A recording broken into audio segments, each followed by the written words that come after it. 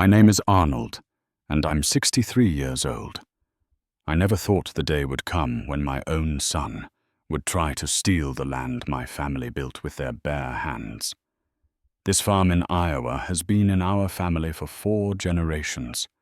300 acres of corn, soybeans, and memories that run deeper than the roots in our soil. When my boy Marcus called me last month, asking to sell everything for his tech startup, I said no. What happened next taught me that sometimes the people closest to you can become strangers overnight. I thought I raised a grateful son, but it turns out I was nurturing a greedy man who saw dollar signs where I saw heritage. Before I tell you about the biggest shock of my life, let me know where you're watching from. If you've ever been betrayed by someone you trusted most, hit that like button and subscribe for more real-life stories. And tell me in the comments, have you ever had to choose between family loyalty and standing your ground? Now let me take you back to where this nightmare began. Meadowbrook Farm sits on some of the richest soil in central Iowa, just outside the small town of Winterset. My great-grandfather, Patrick Murphy, came here from County Cork in 1885 with nothing but calloused hands and a dream. He cleared this land tree by tree, stone by stone. Built the first farmhouse with lumber he cut himself. My grandfather expanded it. My father modernized it. And I've spent the last 40 years keeping it alive. The main house is a 2-story white clapboard with green shutters, surrounded by maple trees that turn gold every October. We grow corn and soybeans on 250 acres, and the remaining 50 is pasture for our small herd of Angus cattle. There's a red barn that's been repainted dozens of times, a machine shed filled with equipment spanning 6 decades, and a grain silo that can hold 20,000 bushels. Marcus grew up running through these fields, helping me fix fence posts, learning to drive the tractor before he could legally drive a car. He was a bright kid, always asking questions about crop rotation, soil composition, market prices. During harvest season, he'd ride in the combine for hours, mesmerized by the way the corn disappeared into the header and came out as golden kernels in the tank. I remember one afternoon when he was 12, we were walking the bean fields checking for pest damage. Marcus picked up a handful of soil, let it run through his fingers and said, "Dad, this dirt has been feeding people for over 100 years." I thought right then that this boy understood what this place meant, that he'd want to carry it forward. But high school changed him. He got interested in computers, spent hours in his room coding instead of helping with chores. When it came time for college, he chose MIT over Iowa State computer science, over agriculture. His mother, Sarah, was proud, said our son was going to change the world with technology. I was proud too, but worried we were losing him to a life we couldn't understand. After graduation, Marcus moved to Silicon Valley, worked for a big software company for 3 years, then started his own business called Agritech Solutions. The irony wasn't lost on me that he was still connected to farming, just in a way I never imagined. He developed software that helped large agricultural corporations optimize their operations, manage thousands of acres from computer screens. He visited maybe twice a year, always rushing, always on his phone, treating the farm like a quaint museum instead of a living, breathing business. Sarah passed away 3 years ago from cancer, and Marcus came home for the funeral.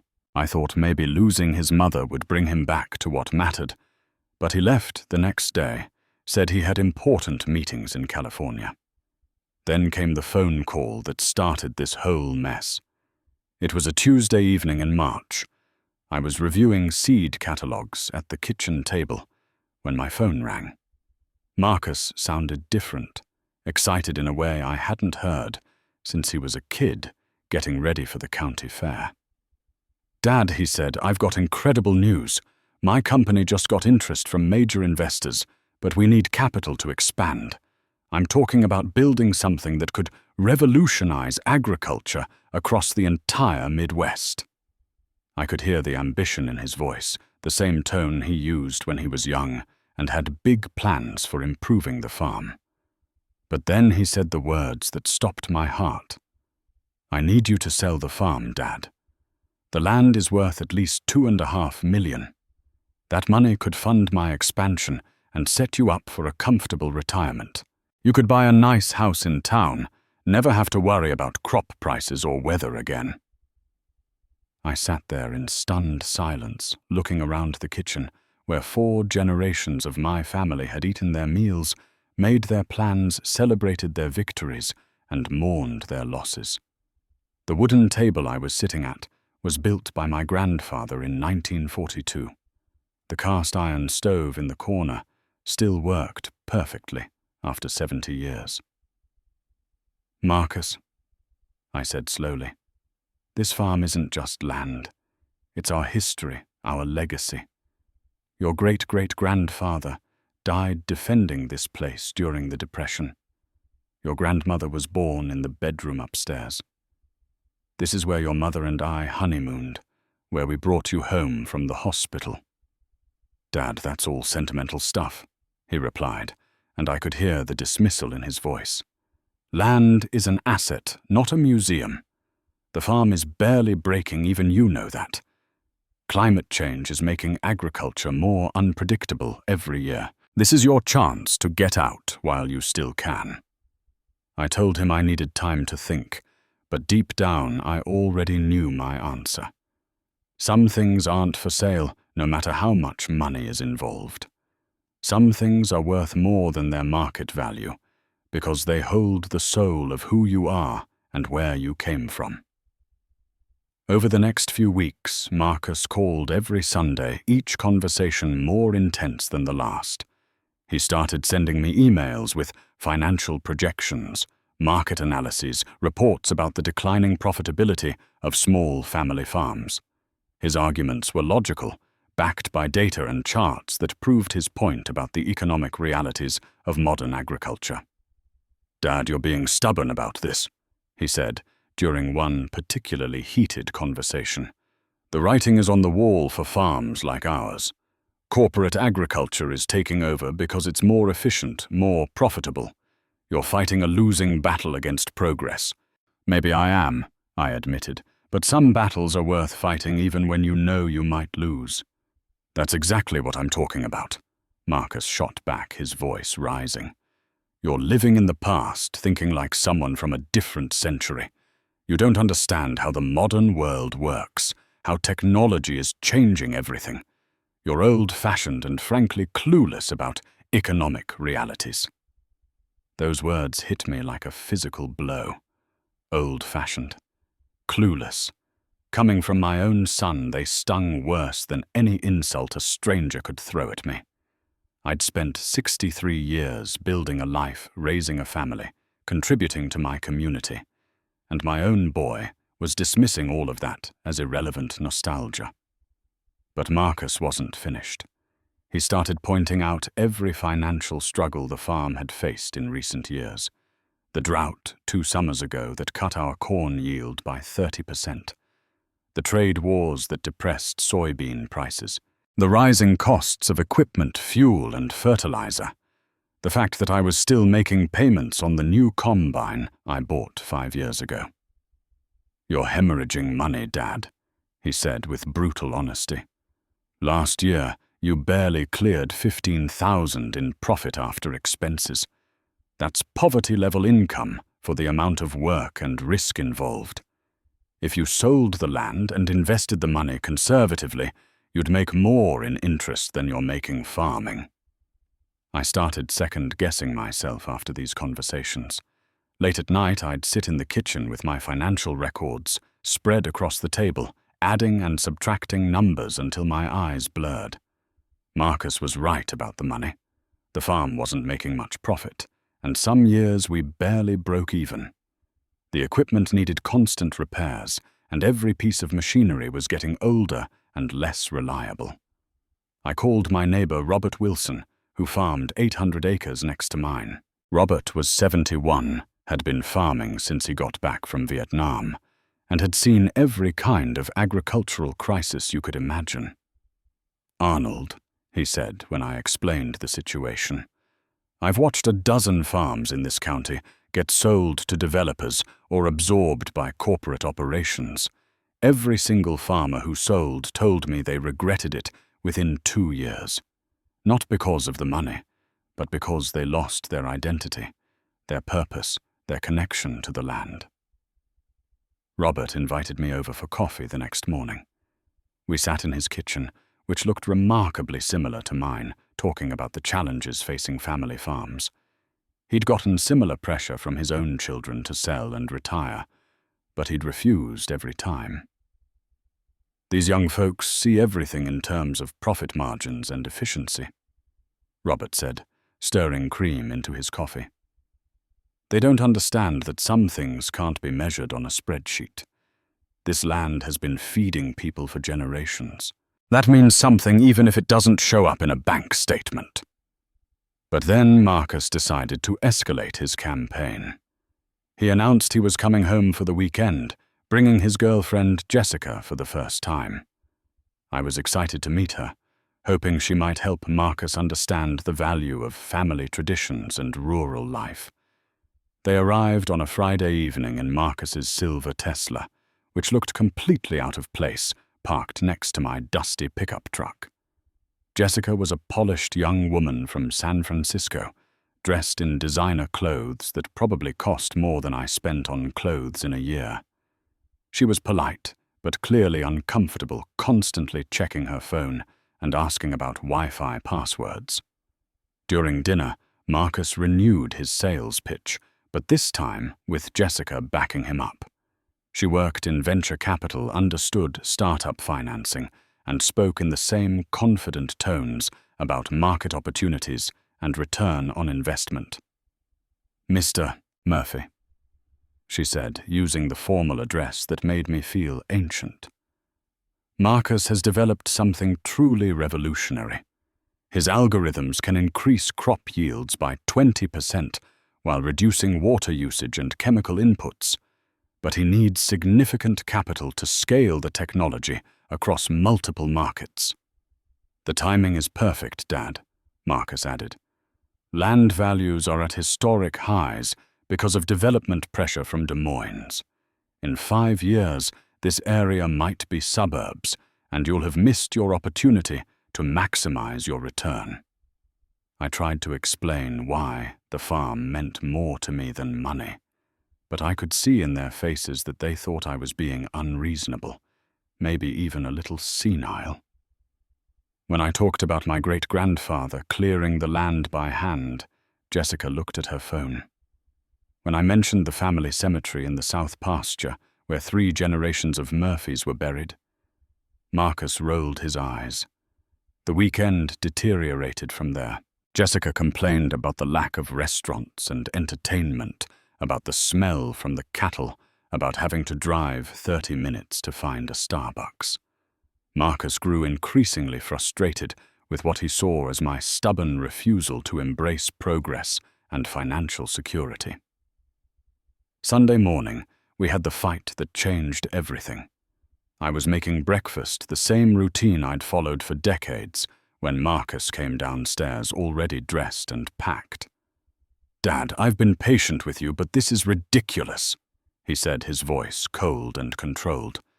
"You're being selfish, holding on to this place for sentimental reasons while ignoring practical realities. Jessica and I have been talking, and we think you're not thinking clearly about your future." "What's that supposed to mean?" I asked, setting down the spatula and turning to face him. "It means you're 63 years old, farming alone in declining health, managing a business that's barely profitable. What happens when you can't work anymore? What happens when you need medical care or assisted living? This farm will just be a burden, and you'll end up losing it anyway." Jessica appeared in the doorway, looking uncomfortable but determined to support her boyfriend. We're not trying to be cruel, Mr. Murphy. We just want what's best for everyone.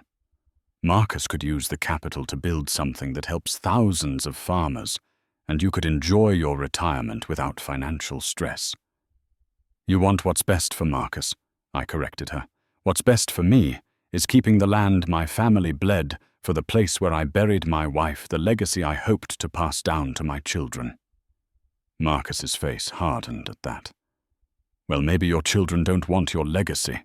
Maybe your children have their own dreams and plans that don't involve being trapped on a failing farm in the middle of nowhere. He grabbed his suitcase and headed for the door, Jessica following behind him. They drove away without saying goodbye, leaving me standing in my driveway, feeling like I'd just lost my son forever. The sound of that Tesla disappearing down the gravel road was one of the loneliest sounds I'd ever heard. The next 2 months were the hardest of my life since Sarah died. Marcus didn't call, didn't text, didn't respond to the messages I left on his voicemail. The silence was deafening, made worse by the fact that spring planting season was beginning, and I was working alone for the first time in years. I'd gotten used to having help during the busy seasons. Marcus might have lived in California, but he'd usually come home for planting and harvest, bringing extra hands and keeping me company during the long days. Now the fields stretched out empty and quiet, and every task felt twice as difficult when I had no one to share the work or the satisfaction of a job well done. The loneliness was eating me alive. Sarah had been gone 3 years, but her absence felt fresh again now that Marcus had cut me off too. I found myself talking to her picture on the kitchen table, asking what I should have done differently, whether I was being too stubborn or too proud to admit when I was wrong. My sleep became restless and fragmented. I'd wake up at 3 in the morning, worrying about the future, about whether Marcus was right, about whether I was being unfair to him by holding on to something that might indeed be worthless in 10 years. During the day, I moved through my routines mechanically, feeding cattle, checking equipment, repairing fence. But my heart wasn't in it. The physical work started taking a toll too.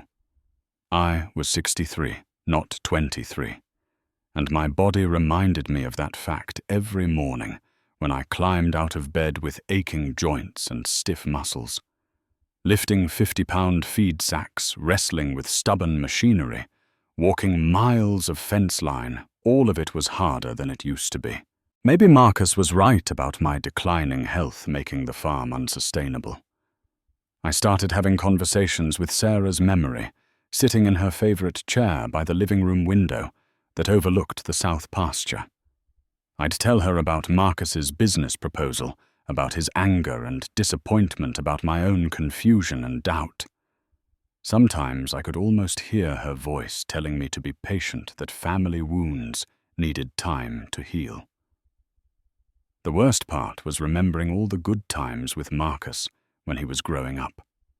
Teaching him to fish in the pond behind the barn. Watching him show his prize-winning steer at the county fair when he was 14. The pride in his eyes when he successfully repaired the hay baler's hydraulic system when he was 16. Those memories felt like they belonged to different people now. Then, 6 weeks into our silence, I got an unexpected phone call from Jessica. Her voice was tentative, careful, like she was walking through a minefield. "Mr. Murphy, I hope you don't mind me calling," she said. "I got your number from Marcus's phone. I wanted you to know that he's been miserable since our visit. He won't admit it, but he regrets how things ended." I felt a surge of hope mixed with caution. Then why doesn't he call me himself? "You know how men are," she said with a small laugh. "Too proud to apologize, especially to their fathers. But I think if you reached out to him, if you showed some willingness to compromise, he might be open to finding a middle ground." She explained that Marcus had been working 18-hour days since returning to California, throwing himself into his business to avoid dealing with his emotions. His startup was actually doing better than expected, but he was still convinced that scaling up required significant capital investment. What if there was a way to keep the farm in the family, while still giving Marcus the financial help he needs? Jessica suggested. Maybe you could mortgage part of the land, or sell just a portion of it, or bring him in as a business partner. I'm sure there are creative solutions that could work for both of you. The conversation gave me hope that our relationship wasn't permanently broken. Jessica seemed genuinely concerned about both of us, and her suggestion about finding compromise made sense. Maybe I had been too inflexible, too quick to reject any change to the status quo. I decided to call my lawyer Tom Patterson, who'd handled my family's legal affairs for 20 years. Tom was a practical man who understood both farming and business, and I trusted his judgment about complicated financial matters. Arnold, Tom said, after I explained the situation, there are definitely options for raising capital against your land equity without selling the whole farm. You could take out a substantial loan using the property as collateral, or you could sell development rights while keeping the land for farming. It's worth exploring if it means keeping your family together. That conversation convinced me to be more open-minded about Marcus's needs. Maybe I could find a way to help his business while still preserving the farm's future. Maybe we could work together instead of being adversaries. Maybe there was hope for rebuilding our relationship if I showed some flexibility. 2 days after my conversation with Tom Patterson, Marcus called. His voice was different than during our previous arguments, softer and more conciliatory. He started by apologizing for some of the harsh things he'd said during our fight. Dad, I've been thinking about our situation, and I realize I came on too strong, he said. I was so focused on my business needs that I didn't really listen to your concerns about the farm. Jessica helped me understand that this isn't just about money for you. I felt relief washing over me like cool water after a hot day in the fields. Son, I've been thinking too. Maybe we can find some middle ground, some way to help your business without losing the farm entirely. That's exactly what I was hoping you'd say, Marcus replied, and I could hear excitement creeping back into his voice. I've got an idea that might work for both of us. What if we met in person to talk it through? Not at the farm, where there are too many emotional associations, but somewhere neutral, where we can just focus on problem solving. He suggested meeting in Des Moines at Jessica's office building downtown. She worked for a wealth management firm that had conference rooms available on weekends, and he thought the professional environment might help keep our conversation productive and focused. I want to make this right between us, Dad, Marcus said. Family is more important than business, and I should have remembered that from the beginning. Will you meet with me this Saturday? I agreed immediately, feeling hopeful for the first time in months. On Friday night, I even drove to the mall in Ames to buy a new shirt and tie, wanting to look presentable for what felt like an important business meeting. I spent time that evening thinking about different compromise scenarios, ways we might structure a deal that gave Marcus some capital while keeping the core of the farm intact. Saturday morning, I drove the hour and a half to Des Moines, feeling optimistic about our family's future. The city looked prosperous and modern, full of new construction and busy traffic that reminded me how much the world had changed since I was young. Jessica's building was a gleaming glass tower in the financial district, the kind of place where important decisions got made by serious people. I parked in the visitor garage and took the elevator to the 15th floor, where Jessica met me in the lobby with a warm smile and professional handshake. She was dressed in a sharp business suit and seemed much more comfortable in this environment than she had been on the farm. "Thank you for coming, Mr. Murphy," she said as she led me down a carpeted hallway lined with conference rooms. "Marcus is already here, and I think you're going to be pleased with the proposal he's put together." She opened the door to a corner conference room with floor-to-ceiling windows overlooking the downtown skyline. The long mahogany table was polished to a mirror finish, surrounded by leather chairs that probably cost more than most people made in a month. At the far end of the table sat Marcus, looking confident and relaxed in an expensive suit I'd never seen before. But he wasn't alone. Sitting on either side of Marcus were two people I'd never seen before, a middle-aged man in a navy suit and a woman with perfectly styled blonde hair wearing a tailored jacket. Both of them had stacks of papers in front of them, and serious expressions that didn't match the family reconciliation I'd been expecting. Marcus stood up as I entered the room, but his smile looked forced and nervous. "Dad, thanks for coming. I want you to meet some colleagues who are going to help us work out the details of our agreement." The man extended his hand with a firm businessman's grip. "Mr. Murphy, I'm Richard Sterling from First National Bank. I handle agricultural loans and property transactions for the region." The woman followed with her own introduction. "Patricia Hawkins, commercial real estate broker. I specialize in rural property development and land sales." I felt a chill run down my spine as I shook their hands. This wasn't the intimate family conversation I'd been promised. This was a business meeting with strangers, complete with contracts and legal documents spread across the conference table like an ambush. Marcus gestured for me to sit in the chair at the head of the table, directly facing the three of them. As I sat down, I could see that the papers in front of them were detailed legal documents, purchase agreements, bank forms, and what looked like title transfer paperwork. "Dad, I know this looks formal, but I wanted to make sure we had professional guidance to structure this deal properly," Marcus said, his voice taking on the tone he'd used during our phone arguments. "Richard has analyzed your farm's financial situation, and Patricia has found a buyer who's willing to pay premium price for the land." Richard Sterling opened a folder and pulled out a financial statement that looked disturbingly familiar.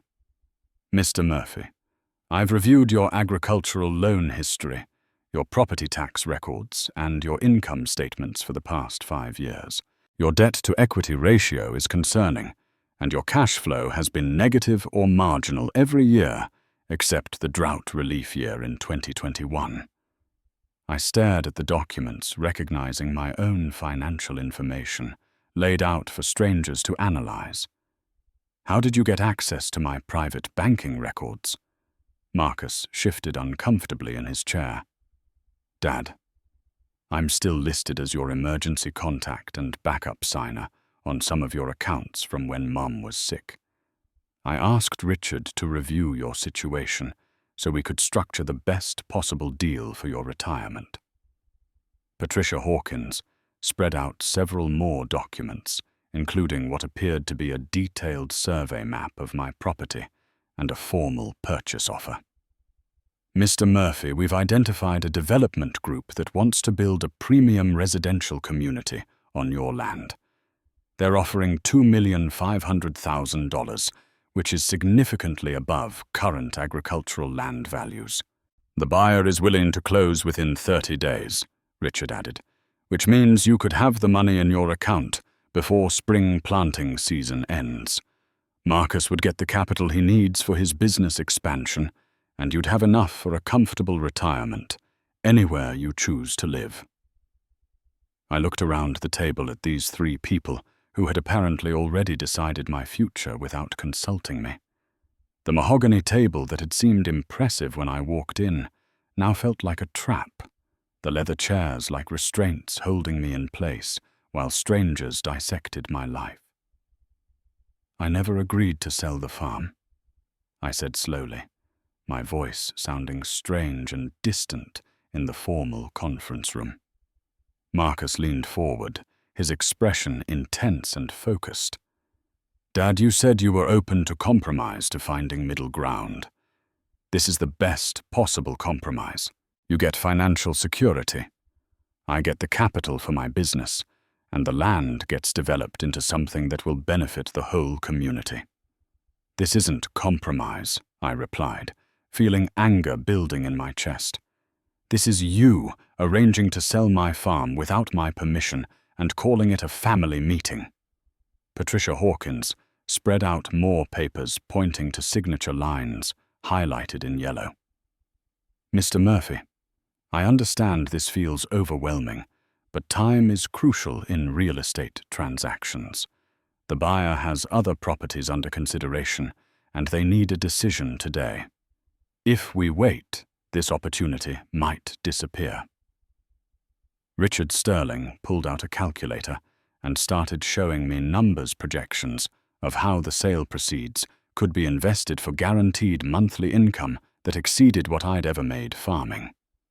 With proper financial planning, you'd never have to worry about money again. No more gambling on weather and crop prices. No more equipment repairs and rising costs. Marcus reached across the table and put his hand on mine, the first physical contact we'd had since our fight 2 months ago. Dad, you said you wanted to help me succeed. This is how you can do that while also taking care of yourself. Mom would want you to be practical to make the smart financial decision. Bringing Sarah into the argument was like a slap across the face. My wife had loved that farm, had raised our children. They had been buried in the family cemetery that these people wanted to bulldoze for suburban development. Using her memory to pressure me into selling felt like the ultimate betrayal. I need time to think about this, I said, starting to stand up from the table. Dad, there isn't time, Marcus said quickly, his mask of patient reasonableness slipping to reveal the urgency underneath. The buyer needs an answer today, and Richard needs to process the loan payoff before Monday. This is happening now, or it's not happening at all. That's when I realized this wasn't a negotiation. This was an ultimatum disguised as a family meeting. They'd brought me here expecting me to sign papers to hand over my life's work because they'd decided it was best for me. They'd analyzed my finances, found a buyer, drawn up contracts, and arranged everything without my input, then called it compromise. I looked at my son sitting there in his expensive suit, surrounded by hired professionals, holding papers that would erase 4 generations of my family's history. This wasn't the boy who'd helped me bale hay and fix fence posts. This wasn't the young man who'd cried at his mother's funeral. This was a stranger who saw my farm as an asset to be liquidated. I stood up slowly, feeling every one of my 63 years in my aching joints, but also feeling a clarity and strength I hadn't experienced since this whole nightmare began. The conference room fell silent as I reached into my jacket pocket and pulled out my phone.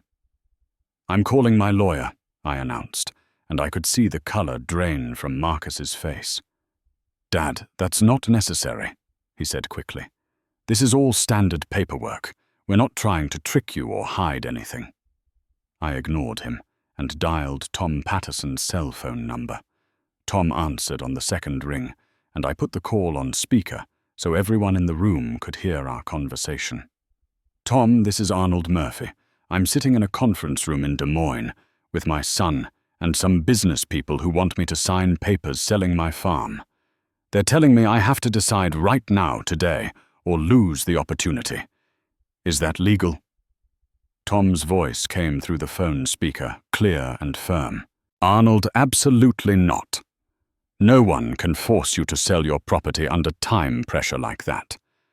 Any legitimate real estate transaction includes time for legal review, appraisals, and consideration. If someone is pressuring you to sign immediately, that's a red flag. Richard Sterling cleared his throat and leaned toward the phone. Counselor, this is Richard Sterling from First National Bank. We're simply trying to expedite a mutually beneficial transaction. Time sensitivity is common in commercial real estate. Mr. Sterling, Tom replied, his lawyer's instincts kicking in. Are you suggesting that Mr. Murphy's property rights should be subordinated to your business timeline? Because that's not how property law works in Iowa. I could see Patricia Hawkins and Richard Sterling exchanging uncomfortable glances. Marcus was staring at the table, probably realizing that his carefully orchestrated ambush was falling apart. "Tom," I continued, "what would you say if I told you that my son accessed my private financial records without my explicit permission to arrange this sale? I'd say that could constitute identity theft or financial fraud, depending on how the access was obtained and used." Tom responded immediately. "Arnold, do you want me to drive down there, right now? You shouldn't be handling this alone." Before I could answer, I reached into my other jacket pocket and pulled out a sealed envelope I'd brought with me. I'd intended it as a peace offering, a gesture of reconciliation. But now it was going to serve a different purpose entirely. "Actually, Tom, I think I can handle this myself," I said, ending the call and looking directly at Marcus. "Son, I came here today hoping to rebuild our relationship. I brought something with me that I thought might show you how much I love you and want to support your dreams." I opened the envelope and pulled out several legal documents that I spread across the conference table in front of the three conspirators. Their eyes widened as they read the heading on the first page. "This is my new will," I announced. "I had Tom draw it up after our fight 2 months ago, when I realized that maybe you weren't ready to inherit the farm the way I'd originally planned." Marcus reached for the document, his hands trembling slightly as he read the conditions I'd outlined. "Dad, what is this?" "It's a contingent bequest," I explained, feeling more in control than I had since walking into this trap. "If something happens to me, you'll inherit Meadowbrook Farm, but only if you work the land yourself for a minimum of 5 consecutive years. No selling, no development, no converting it into a business asset. You have to farm it, live on it, and understand what it means to our family." Patricia Hawkins looked confused. "Miss Murphy, that doesn't affect today's transaction. You're still alive, still the legal owner, still able to make your own decisions about the property." "You're absolutely right," I agreed, pulling out the second document. "Which is why I also refinanced the farm last week." Richard Sterling's face went pale as he read the bank letterhead. "You moved your agricultural loan to Farmers Trust Bank. Better terms, lower interest rate, and a banker who actually understands family farming instead of just seeing dollar signs," I confirmed. "So your leverage over my debt situation no longer exists, Richard." The third document was a property appraisal I'd commissioned independently, showing that my farm was actually worth significantly more than the development group's offer, especially considering its prime location and development potential. $2,500,000 is actually below market value, I told Patricia. "Your buyer is looking for a discount purchase, not offering premium pricing. A legitimate appraisal puts the land value at closer to $3 million, assuming development approval." But the final document was the one that really drove home my point. It was a business partnership proposal I'd worked out with Tom Patterson, offering Marcus a 25% stake in the farm's future profits if he wanted to invest his technology and knowledge into modernizing our operations. "This is what real compromise looks like," I said, sliding the partnership agreement across to Marcus. "You help me implement some of your agricultural technology on our land. If it increases productivity and profitability the way you claim it will, you get a significant ownership stake and profit sharing. If you want to farm with me, learn the business from the ground up. Maybe eventually take over when I'm too old to continue." Marcus stared at the documents like they were written in a foreign language. "Dad, I don't want to be a farmer. I want to build a technology company." "Then build it," I replied. "But don't expect me to destroy my family's legacy to fund your dreams. Find investors who believe in your vision enough to risk their own money, not someone else's inheritance." I stood up and gathered my papers, leaving the purchase agreements and loan documents scattered on the table like the garbage they were. Richard Sterling and Patricia Hawkins looked like they'd been punched in the stomach, their carefully planned real estate coup reduced to worthless paper. "Gentleman, lady," I said formally, "this meeting is over. Marcus, when you're ready to have an honest conversation about our family's future, call me. But next time, come alone." I walked out of that conference room feeling 10 years younger, like I'd just thrown off a heavy weight that had been crushing my shoulders for months. The elevator ride down to the parking garage was the longest 90 seconds of my life. But by the time I reached my truck, I was smiling for the first time since this whole ordeal began. The drive home to Winterset gave me time to process what had just happened. My son had tried to manipulate me into selling my farm by staging a fake reconciliation meeting with hired professionals.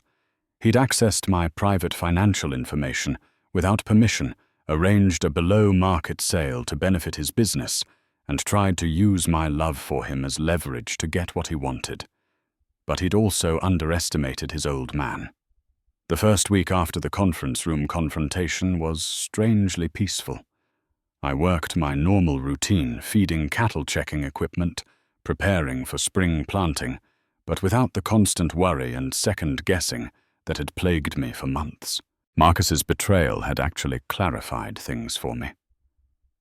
Made me realize that holding on to the farm wasn't just about nostalgia or stubbornness. It was about principles, about not being bullied into abandoning what mattered most. Marcus didn't call immediately, and I didn't expect him to. I'd embarrassed him in front of his business associates, exposed his scheme, and demonstrated that he'd seriously miscalculated his ability to manipulate me. Pride and anger would keep him away for a while, and that was probably best for both of us. Jessica called on Thursday evening, her voice subdued and apologetic. "Mr. Murphy, I want you to know that I didn't realize Marcus had accessed your financial records without permission. When he told me he'd reviewed your situation, I assumed it was information you'd shared with him voluntarily." "Jessica," I said, "I don't hold you responsible for Marcus's choices, but I hope you understand now why I couldn't just sign those papers and walk away from 4 generations of family history." "I do understand," she replied quietly. "And I think Marcus is starting to understand too, though he's too proud to admit it yet. He's been impossible to live with this week, angry and guilty and confused about what to do next." She explained that Marcus's startup was actually doing better than he'd led me to believe. The investor pressure was real, but not as urgent as he'd made it sound. He'd convinced himself that getting capital from the farm sale was the easiest solution, but there were other options he hadn't fully explored. "He's always been good at solving complex technical problems," Jessica said, "but family relationships are harder for him to figure out. I think he genuinely believed he was helping you by arranging a profitable sale, but he went about it all wrong." A week and a half after the conference room showdown, I was repairing a section of fence along the county road when I heard a familiar sound. A silver Tesla was coming down the gravel driveway, moving slowly like the driver wasn't sure about his welcome. Marcus parked near the house and walked out to where I was working his expensive city clothes, looking out of place among the fence posts and barbed wire. He'd lost weight, and there were dark circles under his eyes that suggested he hadn't been sleeping well. "Dad," he said simply, "we need to talk." I set down my fence tool and looked at my son. Really looked at him for the first time in months. Underneath the suit and the business attitude, I could see the little boy who used to follow me around the farm, asking endless questions and trying to help with every project. "I'm listening," I said. Marcus took a deep breath and did something I hadn't seen him do since he was 12 years old. He started to cry. I screwed up, Dad. I screwed up so badly I don't know how to fix it. I convinced myself that selling the farm was best for both of us. But really, it was just what I wanted. I accessed your financial records because I thought I knew better than you what was good for you. I brought those people to that meeting because I thought if I presented you with a done deal, you'd just go along with it. He sat down on a fence post, putting his head in his hands. Jessica says, I'm just like every other entitled millennial who thinks old people don't understand the modern world. She's right. I treated you like you were some confused old man, instead of the person who taught me everything important I know about life. I walked over and sat down next to him on the fence rail, the same way we used to sit when he was young and needed to talk through a problem. Marcus, I said, I know you thought you were helping, but you can't help someone by lying to them, by manipulating them, by arranging their life without their input. That's not help, that's control. I know, he whispered. I know, and I'm sorry. I'm sorry for calling you old-fashioned and clueless. I'm sorry for accessing your bank records. I'm sorry for that awful meeting with Sterling and Hawkins. Most of all, I'm sorry for not listening when you tried to explain what this place means to you. We sat there in comfortable silence for several minutes, listening to the wind in the cornfields and the distant sound of cattle moving in the pasture. It was the first peaceful moment we'd shared in almost a year. Son, I finally said, what do you really want to do with your life? Not what you think you should want, not what impresses other people, but what would actually make you happy. Marcus thought about that question for a long time before answering. I want to build something that matters, something that helps people and makes the world a little bit better. I thought that meant creating the biggest, most profitable tech company I could. But maybe I was wrong about the definition of success. 6 months later, Marcus and I were standing in the same south pasture where we'd had that difficult conversation about his future. But this time, we were looking at something neither of us had imagined possible back then. A small team of agricultural engineers was installing the prototype version of Marcus's new crop monitoring system, an innovative network of sensors and automated analysis tools designed specifically for family farms like ours. Instead of replacing traditional farming knowledge with corporate algorithms, his technology enhanced what experienced farmers already knew, providing precise data about soil conditions, moisture levels, and plant health. Dad, look at this, Marcus said excitedly, showing me data on his tablet. The sensors detected that nitrogen deficiency in the northeast 43 days before we would have noticed it visually. We can address it with targeted fertilizer application instead of treating the whole field. His startup had evolved dramatically since our confrontation in the conference room. Instead of pursuing massive venture capital funding to compete with agricultural giants, Marcus had decided to focus on developing affordable technology solutions for small and medium family farms. He'd found a group of impact investors who were more interested in sustainable agriculture than maximum returns. Agritech Solutions had been renamed Heritage Agriculture Technologies, and their mission statement now emphasized preserving family farming while embracing beneficial innovation. Marcus spent at least 1 weekend a month working on our farm, learning firsthand how his technology performed in real-world conditions. The changes in our relationship went far deeper than business collaboration. Marcus had moved back to Iowa, buying a house in Ames that was close enough for regular visits, but far enough to maintain his independence. Jessica had surprised everyone by falling in love with rural Iowa life, particularly after discovering her talent for managing the business side of agricultural technology. Your father was right about preserving traditions, she'd told Marcus during one of their visits. But he was also smart enough to know that traditions have to adapt to survive. What you're building together is exactly that kind of positive adaptation. Our Sunday dinners had resumed, but now they included technical discussions about crop rotation optimization and philosophical conversations about the role of technology in preserving agricultural heritage. Marcus had learned to appreciate the deep knowledge embedded in traditional farming practices, while I'd gained respect for how thoughtful technology could enhance rather than replace human expertise. The farm's profitability had improved significantly with the help of precision agriculture techniques. We were using 20% less water, 15% less fertilizer, and getting 12% higher yields than our 5-year average. More importantly, we were working together toward common goals instead of fighting over incompatible visions of the future. But the most meaningful change was in how Marcus talked about the farm. During our latest investor meeting, I'd watched him present our collaboration as a case study for sustainable agriculture technology. His voice carried genuine pride when he described our family's 4-generation history with the land, and real excitement when he explained how modern tools could help preserve that legacy. This land has been feeding people since 1885, he told a room full of potential clients. Our technology doesn't change that mission, it just makes it more efficient and sustainable.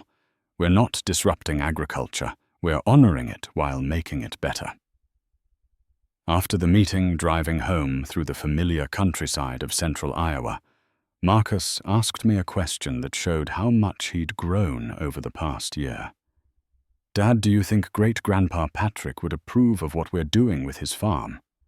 I thought about my Irish immigrant great-grandfather who'd cleared this land with hand tools and determination, who'd survived the depression and droughts and economic upheavals that might have broken a lesser man. "Marcus," I said, "I think he'd be proud that his great-great-grandson found a way to honor the past while building for the future. He'd probably be amazed by your sensors and computers, but he'd understand the principles behind them. Working smarter, taking better care of the land, making sure the farm can support the next generation." As we pulled into our driveway, past the maple trees that turn gold every October, past the red barn that's been repainted dozens of times, I felt a deep satisfaction that had nothing to do with crop yields or profit margins.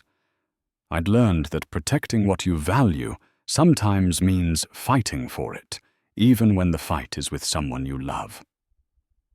I'd learned that real compromise requires mutual respect and honest communication, not manipulation and pressure tactics.